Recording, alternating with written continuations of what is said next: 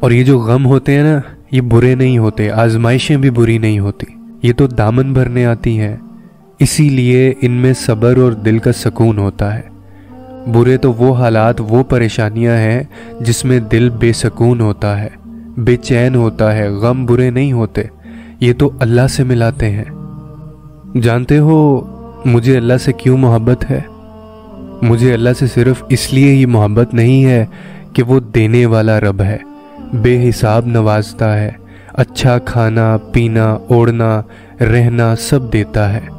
مجھے اس مالک کائنات کی ایک ادا سب سے زیادہ پیاری لگتی ہے کہ وہ قبول کر لیتا ہے۔ اس کے پاس درجے نہیں ہیں، امیر آئے گا یا غریب آئے گا، وہ سب کا اللہ ہے۔ اس کے پاس جب جاؤ گے وہ ویسا ہی ملے گا، بس چلے جاؤ۔ گناہ کا بوجھ لے کر یہ نہ سوچو کہ وہ مانے گا نہیں یا پھر دھتکار دے گا۔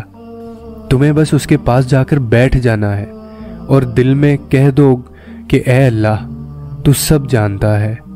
وہ آپ کو نہیں دھتکارے گا، نہ وہ موازنہ کرے گا کہ میرے فلاں بندے کو دیکھ تجھ سے زیادہ اچھا ہے۔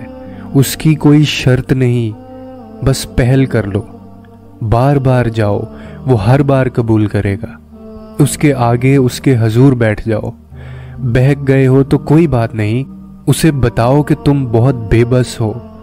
اے اللہ ساری طاقتیں تیرے پاس ہیں، اسے بتاؤ کہ تم کچھ بھی نہیں ہو، تمہاری ذات کی کوئی اہمیت نہیں ہے اس کے سامنے۔ اظہار کرو اپنی بے بسی کا، اپنے انا اپنے غرور سب اس کے آگے رکھ دو، اتار پھینکو اپنی میں کو، بس اس کے ہو جاؤ۔ جیسے بھی جاؤ جب بھی جاؤ اس کے پاس جاؤ، اسے پکارو۔ تم ایک قدم بڑھاؤ وہ دوڑا آئے گا، اس کی رحمت تمہارے ارد گرد اپنے پر پھیلائے گی، تمہیں اپنی آغوش میں لے لے گی۔ جاؤ تو صحیح، وہ قبول کرے گا، ہر حال میں قبول کرے گا۔